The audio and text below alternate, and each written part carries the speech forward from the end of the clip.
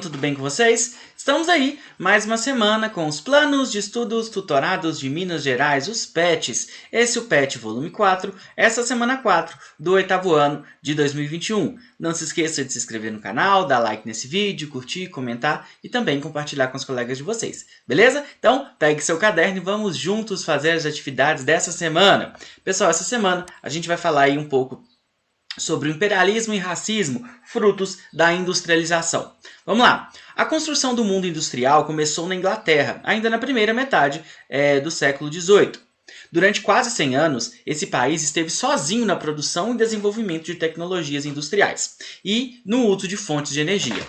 Já na segunda metade do século XIX, o processo de produção de produtos industrializados já estava espalhado por diversas nações europeias e nos Estados Unidos. Novas tecnologias foram surgindo, como a fabricação do aço, o dínamo e o motor de combustão. O carvão mineral começou a ser substituído pelo petróleo como fonte energética. Com o avanço da industrialização, aumentou também a concorrência entre as grandes empresas. Para superar essa concorrência, os grandes capitalistas faziam uma guerra econômica. Mantinham os preços bem baixos para sufocar e falir os concorrentes menores, resultando assim na concentração de riqueza e de controle dos mercados. As empresas falidas eram incorporadas às grandes empresas, formando dessa forma os conglomerados, associações, trusts, cartéis e holdings. Então, a gente vai ver que a industrialização, que vai começar na Inglaterra, ela não vai ficar restrita à Inglaterra. Outros países vão se industrializar. E aí a gente começa a ter um novo cenário econômico, no mundo. E a gente começa a ter diferentes empresas, grandes empresas, inclusive empresas que atuam em diferentes países, e elas desenvolvem técnicas, elas desenvolvem formas de conseguir controlar o mercado. E a gente vai ver essas três formas aí. A gente vai ver primeiro o cartel. Olha só, o cartel, um conjunto de empresas independentes de um mesmo setor comercial que, para evitar a concorrência entre elas, dividem o mercado entre si, atuando em determinadas áreas geográficas. Então, essa é uma prática que é ilegal, e que ela ainda, infelizmente, ainda existe. O que é o cartel? As empresas, elas determinam, como que elas vão, o preço que elas vão cobrar, e aonde que elas vão atuar, Então, diferentes empresas, são empresas divididas, separadas, são independentes, e uma fala, olha, eu vou atuar nessa região da cidade, nesse bairro, por exemplo, e a outra vai atuar em outro bairro, e os preços acabam sendo iguais, Elas combinam os preços para que uma pessoa não saia de um lugar para ir para o outro. Isso é muito comum, por exemplo, em combustível, Então, os postos de gasolina da cidade combinam, cada um... todos cobram o mesmo preço, que aí as pessoas não escolhem um só. Ela vai ir naquele que está perto da casa dela. Holding, empresa que nasce de associação de diversas empresas a uma grande empresa que controla as associadas. Então, várias empresas se juntam e você tem uma só que controla todas as outras. Trust, várias empresas se associam a apenas uma. Essa empresa domina todas as fases de produção, da obtenção da matéria-prima, comercialização do produto, impondo o preço final. Então, várias empresas elas se juntam e formam uma só. E essa empresa, ela controla todas as fases da produção, desde o início, desde a matéria-prima até a venda. Dessa forma, ela consegue ditar o preço, ela consegue colocar o preço que ela quer. Bom, vamos continuar aí. Política imperialista. A gente já viu que o imperialismo vai ser a dominação de uma nação sobre a outra. E vamos ver um pouco sobre essa política imperialista aí. Uma das consequências dessas disputas concorrenciais e do aumento da industrialização foi a política imperialista. O imperialismo, ou neocolonialismo, foi, a partir de 1870, a disputa entre as potências capitalistas por colônias ou áreas de influência e exploração nos continentes africano, asiático e asiático preferencialmente. Essas potências capitalistas buscavam oportunidades de investimento para seus capitais, ouro e diamante existentes nas terras africanas, mercados produtores de matérias-primas e mercados consumidores de manufaturas, terras e mão de obra para trabalhar na exploração mineral, em áreas de produtos agrícolas de consumo básico, açúcar, café, cacau, etc.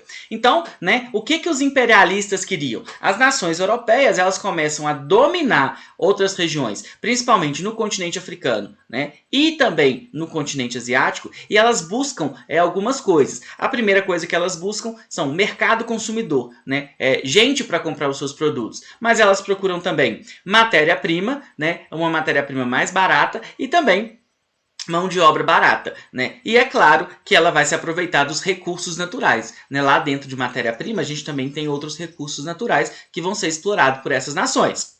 O governo dessas nações incentivaram a conquista de territórios e populações em outros continentes, e depois utilizavam dessa conquista imperialista para despertar o orgulho nacional em suas populações. Vale ressaltar também que, devido à industrialização, o contingente populacional europeu crescia em ritmo acelerado, inchando os espaços. O imperialismo foi uma solução para expulsar esse excedente populacional. Esses migrantes que saíram aos milhões da Europa auxiliaram na dominação de seus países sobre os povos de outros continentes. Então a gente vai ter também um envio de população, né, da Europa para outros lugares. E essa população que sai da Europa e vai para outras regiões, ela acaba tendo privilégios nessas outras regiões, justamente porque elas são, né, dessas nações imperialistas. Aqui a gente tem um mapa do continente africano, olha só, a África em 1870 e a África em 1895. Vale destacar que durante todo o processo de dominação, as populações asiáticas e africanas resistiram a presenças exploratórias e racistas das nações europeias. É o caso da Guerra do Ópio e a Revolta dos Boxers na China. Aqui a gente tem um mapa, né? A legenda não está muito boa de ver não, mas dá para a gente ter uma ideia do seguinte, né? Então em 1870 a gente tem aí uma situação na África, e a partir de 1895 a gente tem aí, ó, o continente africano dividido entre as nações europeias. Então a gente tem aí a França, Portugal, Espanha, Inglaterra, Itália, né, Alemanha, Bélgica, que vão dominar diferentes regiões aí, né? Então a gente tem aí as diferentes regiões, né, que foram dominadas aí pelos países europeus. E esses países europeus, pessoal, eles vão utilizar de algumas teorias racistas, né? Algumas teorias que colocavam os brancos como sendo superiores a outras raças, né? E aí a gente vai ver um pouco disso aí agora, olha só.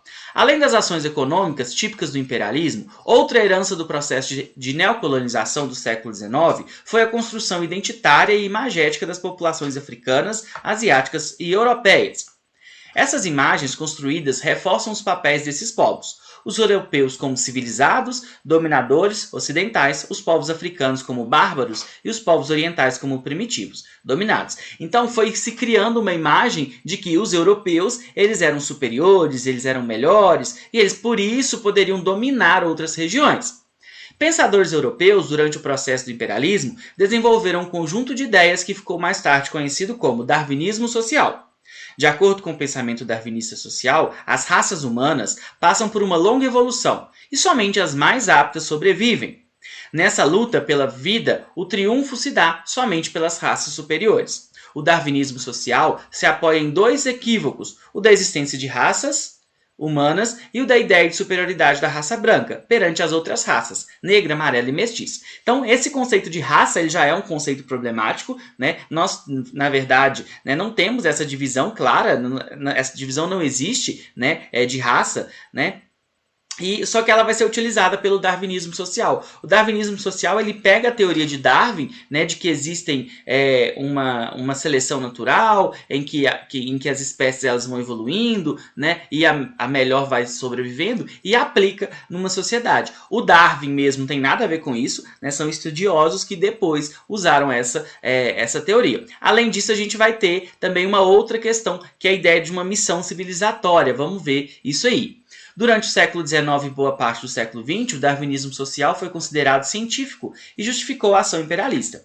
Com base nessa e em outras teorias raciais e racistas, as lideranças europeias argumentavam que tinham o dever de civilizar os demais povos do planeta, levando esses o progresso e os bons costumes, ou seja, diziam ter uma missão civilizadora para com as outras raças, povos de cor, que o britânico Rudyard Kipling chamou de fardo do homem branco. Então, olha só, os europeus eles ainda colocam um discurso, né, mais uma vez lembrando que é um discurso extremamente racista, é um discurso extremamente equivocado, né? Ele coloca aí como sendo o homem branco, que é de uma raça superior, ele tem o dever de levar a sociedade para os africanos e para os asiáticos. E ele ainda, né, coloca como sendo uma tarefa muito difícil, né, como se os europeus estivessem sofrendo muito para fazer isso, sendo que, na verdade, os europeus estavam dominando regiões, roubando as riquezas, né, subjugando aí populações. Olha só, um outro conceito importante aí é o conceito de eugenia, e a gente tem um trecho aí que vai explicar pra gente o que é. Olha só, a eugenia foi um conceito criado na Inglaterra em 1883, que se difundiu em diversos países no começo do século XX, especialmente nos Estados Unidos e na Alemanha. Apesar da roupagem científica em torno do termo, o movimento eugenista foi essencialmente social, visando a exclusão de elementos indesejados da sociedade, a fim de melhorar geneticamente a população. Para isso, teorizava que era preciso cruzar pessoas com boas características genéticas. Então, esse discurso que ele era, entre aspas, científico, por que ele era, entre aspas, científico? Porque ele ganha status científico, mas ele não tem nada de ciência, né? Ele só tem uma visão social racista, né, da sociedade. E a ideia da eugenia é que você tem determinados grupos que deveriam cruzar, né, as suas características genéticas com outros grupos para que se tivesse, né, a eliminação daqueles que fossem ruins, né? E, inclusive a eugenia prega também isso, né, a necessidade de se eliminar, né, determinados grupos. No Brasil, a eugenia foi abraçada por médicos, cientistas, jornalistas e intelectuais da época, que também defendiam uma série de práticas para melhorar a nação brasileira. Nos jornais não era incomum encontrar artigos exaltando a eugenia, pedindo pela melhoria da raça brasileira. Um dos seus notórios defensores foi o escritor Monteiro Lobato, que ativamente se dedicou a publicar obras eugenistas e propagar esse pensamento racista pelo país, né? E aí então a gente tem, né, esse discurso sendo comprado e sendo defendido por alguns aí no Brasil, né, desse período, inclusive um autor muito famoso aí, né, o Monteiro Lobato, que escreveu, né, o Sítio do Pica-Pau Amarelo, e nessa obra inclusive a gente vê alguns traços racistas dele, né, como que ele colocava alguns personagens, né, os personagens negros como inferiores e os brancos como sendo os salvadores, os melhores e tudo isso. Bom, é um assunto bem complicado, bem pesado, mas é importante a gente discutir. Agora então vamos às atividades, pessoal. Na número 1, leia o discurso de Julius Ferry, ministro da França do século XIX. As raças superiores têm um direito perante as raças inferiores. Há para elas um direito porque há um dever para elas. As raças superiores têm o dever de civilizar as inferiores. Qual é a justificativa de dominação do ministro francês? Em quais teorias ele se apoiou para proferir tal discurso? Então, ele justifica a dominação do continente africano como sendo um direito dos brancos europeus. E essa ideia é baseada na teoria racista do darwinismo social e da missão civilizadora. Não só um direito, né, pessoal, mas ele também aponta como sendo um dever, né? É como se os brancos europeus eles tivessem, né, como raças superiores, como raças melhores, eles deveriam levar todo o conhecimento, todo o modo de vida, religião, tudo para os africanos. Mais uma vez lembrando aí uma visão extremamente racista, uma visão extremamente equivocada, errada, né? Abominável essa visão aí. Bom, explica os princípios do darwinismo social, aí eu trouxe um trecho do próprio Pet, de acordo com o pensamento darwinista social, as raças humanas passam por uma longa evolução e somente as mais aptas sobrevivem. Nessa luta pela vida, o triunfo se dá somente pelas raças superiores. O darwinismo social se apoia em dois equívocos, o da existência de raças humanas e a ideia da superioridade da raça branca perante as outras raças, negra, amarela e mestiça. Essa ideia de raça superior, né, ela vai causar justamente um dos maiores crimes da humanidade, né? Que vai ser colocado em prática aí pelo Hitler, né, na Alemanha. Então a gente vai ter aí o nazismo, a gente vai ter a morte, né, de diferentes grupos, né, mas principalmente os judeus, né, no que a gente chama aí de holocausto, né? Então o holocausto, né, que é a eliminação, né, dos judeus, mas também de ciganos, homossexuais, em alguns casos deficientes e negros, é justamente baseado nessa ideia, né, na ideia da eugenia, na ideia do darwinismo social. E aí, pede uma definição de eugenia. Também trouxe um trecho do Pet, olha só. A eugenia foi um conceito criado na Inglaterra, em 1883, que difundiu em diversos países no começo do século XX, especialmente Estados Unidos e Alemanha. Apesar da roupagem científica em torno do termo, o movimento eugenista foi essencialmente social, visando a exclusão de elementos indesejados da sociedade, a fim de melhorar geneticamente a população. Para isso, teorizava que era preciso cruzar pessoas com boas características genéticas. Beleza? Bom, na número 4, leia o trecho do poema e identifique as ideias presentes no mesmo. Assumi o fardo do homem branco, enviai os melhores dos vossos filhos, condenai vossos filhos ao exílio, para que sejam os servidores de seus cativos. Então, qual é a ideia que a gente tem aí? O homem branco é colocado como um salvador, alguém superior, que mesmo sofrendo iria se dedicar a ajudar as raças vistas como inferiores a chegarem ao desenvolvimento. Então, uma visão racista, uma visão de que o homem branco deveria salvar, né, os outros aí, ok? No número 5, explico quais os prejuízos para os consumidores da formação de cartéis, trustes e empresas. E aí, então, uma questão menos, né, ligada a essa relação de raça, né, do racismo e tal, uma questão que pega lá na formação do cartel, dos trustes, né, qual que é o prejuízo? Eles monopolizam o mercado e combinam preços. Sem concorrência, os consumidores pagam mais caro, causando prejuízo aos consumidores, enquanto as empresas lucram cada vez mais, né? Então, a gente tem uma combinação de preços, a gente tem, né, a diminuição aí da concorrência e no final das contas o consumidor é que sai prejudicado, beleza? Bom pessoal, todos os textos aí foram retirados do Estude em Casa e é isso, boa semana, bons estudos, não esquece de me seguir lá no Instagram @dimas_ant e é isso, muito obrigado e até a próxima, valeu!